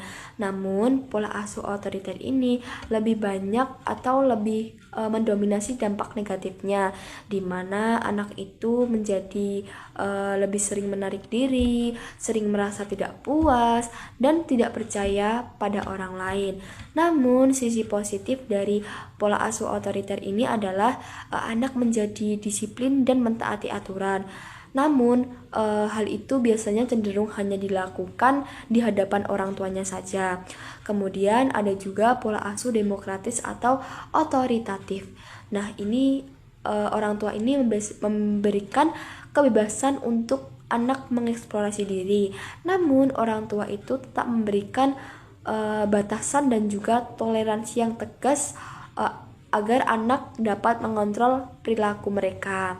Kemudian yang terakhir ada pola asuh permisif, di mana orang tua itu memberikan kebebasan penuh kepada anak, namun orang tua tidak mengarahkan anak untuk matang dan dewasa. Jadi anak ini cenderung menjadi tidak mandiri dan kesulitan memahami tentang identitasnya sendiri. Faktor keluarga yang kedua yaitu pendidikan orang tua. Nah, pendidikan orang tua ini mengapa sangat berkontribusi banyak dalam perkembangan anak? Karena kanak-kanak awal ini kan mereka berada pada usia mengcopy atau berada di usia meniru, belajar meniru dari apa yang mereka lihat di lingkungan sekitarnya. Nah, orang tua dengan tingkat pendidikan yang tinggi akan mencerminkan perilaku yang baik. Contohnya, perilaku yang baik mulai dari penggunaan kata-kata atau kosakata yang baik dalam kehidupan sehari-hari. Kemudian, orang tua juga akan mencontohkan tata krama yang baik. Nah, orang tua yang berpendidikan tinggi juga akan lebih open-minded atau lebih mempunyai pemikiran terbuka tentang parenting, sehingga mereka lebih bisa mendidik anak mereka itu sesuai dengan zamannya. Faktor keluarga yang terakhir yaitu jumlah saudara. Nah, keluarga yang punya keluarga yang berukuran sedikit akan menunjukkan perilaku yang berbeda terhadap masing-masing anggota keluarga dibandingkan dengan keluarga yang berukuran besar. Nah, hubungan antara saudara kandung dari orang tua biologis yang sama ini akan memunculkan interaksi yang mencakup sikap, persepsi, keyakinan, dan perasaan terhadap satu sama lain. Faktor selanjutnya yaitu faktor gadget. Nah, teknologi atau inovasi-inovasi yang muncul di Indonesia sekarang diciptakan oleh manusia guna untuk mempermudah kehidupan sehari-hari atau mempermudah aktivitas manusia sehari-hari. Namun, bagi anak di bawah umur, boleh-boleh saja mereka diberikan gadget. Namun, penggunaannya harus dalam pengawasan dan juga durasi mereka bermain gadget itu harus diperhatikan, karena penggunaan gadget pada anak-anak di bawah umur atau kanak-kanak awal ini dapat berdampak buruk terhadap perkembangan sosial emosional mereka. Dampak penggunaan gadget dalam waktu yang berlebihan, apalagi lebih dari 1 jam ini, dapat berdampak pada perkembangan anak-anak terhadap sosial emosional mereka. Contohnya mereka mudah dialihkan, kehilangan fokus, cemas, gelisah, bahkan mereka juga bisa menangis maupun marah. Sejalan dengan faktor gadget, durasi penggunaan gadget yang berlebihan dapat berdampak buruk pada perkembangan sosial emosional kanak-kanak awal. Hal ini dibuktikan dengan adanya jurnal penelitian oleh Yasinta Anggaputri yang berjudul The Relationship Between Gadget Use Duration and Social Emotional Development in Preschool Age Children at TK Negeri Pembina 2 Batam Center in 2020. Jadi pada jurnal penelitian ini menunjukkan bahwa durasi penggunaan gadget yang berlebihan atau tidak normal berhubungan signifikan dengan sosial emosional anak yang tidak sesuai. Nah, anak yang sering menggunakan gadget ini cenderung mengalami kesulitan berinteraksi sosial atau antisosial. Mereka juga kurang mampu mengelola emosi serta mereka kurang aktivitas fisik dan interaksi dengan lingkungan di sekitarnya. Oleh karena itu, pengasuhan yang tepat dari orang tua sangatlah dibutuhkan karena masa kanak ini terlalu muda, jadi mereka belum memiliki pengalaman atau kemampuan untuk membimbing perkembangannya sendiri ke arah yang baik atau ke arah kematangan. Kemudian yang ketiga ada faktor teman sebaya. Nah, lingkungan teman sebaya sendiri didefinisikan sebagai kondisi di mana terjadi suatu interaksi atau terjadi suatu bentuk hubungan antara dua anak atau lebih, di mana salah satu anak ini dapat mempengaruhi, dapat juga dipengaruhi. Nah, kondisi ini juga dapat mengubah atau memperbaiki kelakuan anak atau bisa juga sebaliknya. Dan hubungan ini biasanya terjadi pada anak yang usianya relatif sama atau sebaya. Kemudian, faktor teman sebaya ini juga identik dengan kata bermain. Nah, melalui bermain atau berinteraksi dengan teman sebayanya, anak ini dapat mengembangkan konsep diri dan juga dapat mengembangkan sikapnya atau minatnya terhadap orang lain.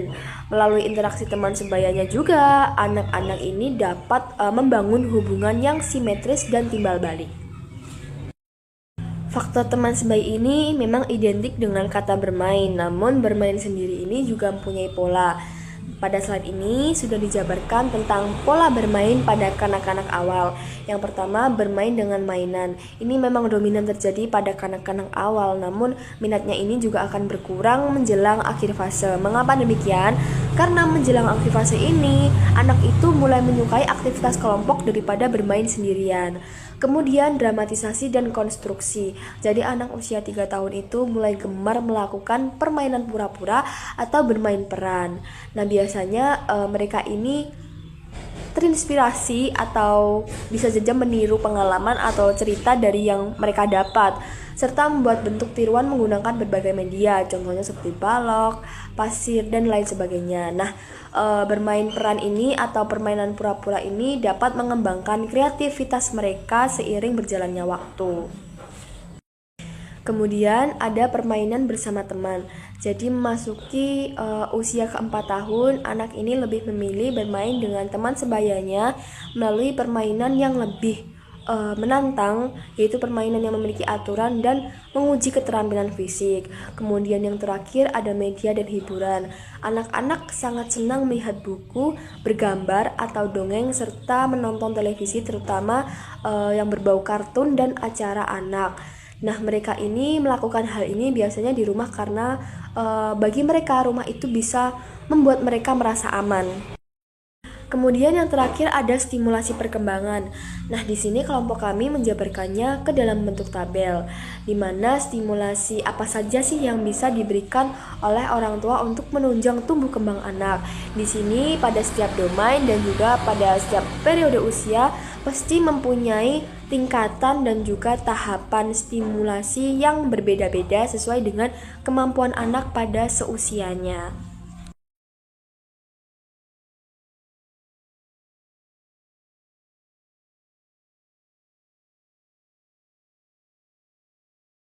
Dua slide sebelumnya merupakan referensi yang kelompok kami pakai untuk membuat materi PowerPoint tentang perkembangan pada tahapan kanak-kanak awal ini. Nah, yang terakhir di sini izinkan saya untuk mewakili seluruh anggota kelompok saya mengucapkan terima kasih atas perhatian dari teman-teman semuanya. Kemudian kami juga memohon maaf yang sebesar-besarnya apabila terdapat kesalahan dalam penggunaan kata atau kesalahan dalam pengucapan kalimat, serta kami juga memohon maaf yang sebesar-besarnya apabila dalam penyampaian materi kami masih belum maksimal. Sekali lagi terima kasih dan mohon maaf yang sebesar-besarnya. Wassalamualaikum warahmatullahi wabarakatuh.